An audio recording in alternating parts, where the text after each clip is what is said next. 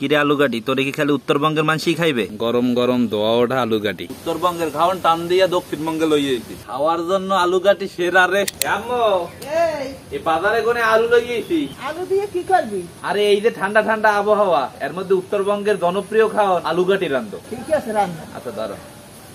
আলুগাটি রান্দার পান্নে আমরা এখানে 1 কেজির মতো গরুর গোস্ত লইছি। গরুর গোস্তটা কলম আগেই ধোয়া হয়ে গেছে। তো এখন আমরা প্রথমে দিব গরুর গোস্ত, আদা বাটা, রসুন বাটা, এখন দিতে হইবে টক দই, কাঁচামরিচ।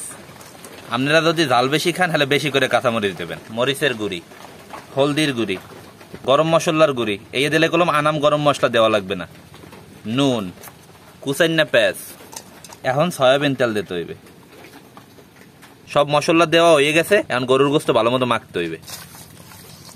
এখন অল্প একটু পানি দিয়া পাইলাটা চুলায় বয় দিতে হইবে। এখন হরাইটা ডাইকা থইতে হইবে। আম্মু হরাটা উস্কাও তো দেই তো গোস্তের কি অবস্থা।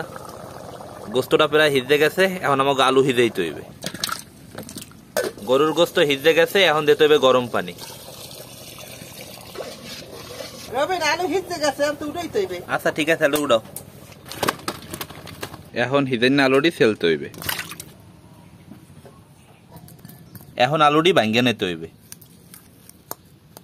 ভাঙ্গা রাখা আলুটি এখন গরুর গোস্তের মধ্যে দিয়ে দিব।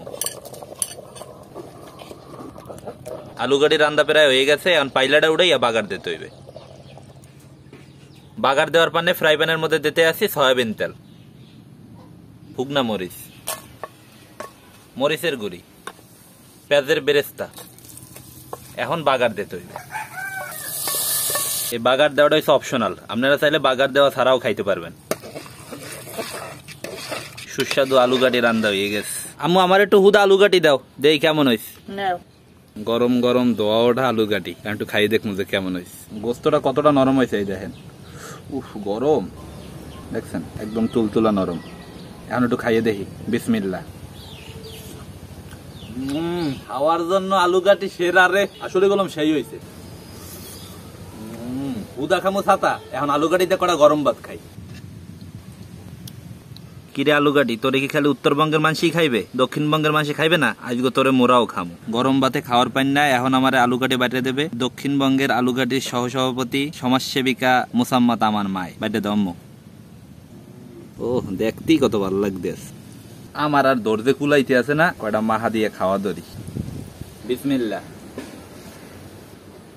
গরম ভাত দিয়েও কলম অস্থির লাগতেছে। আপনারা হয়তো জানেন না, গরুর গোস্ত কলম আমার প্রিয় খাওয়ান। এই দাজ করে আনছে আলুগাটি, তা বোঝেন স্বাদটা কেমন হইতে পারে।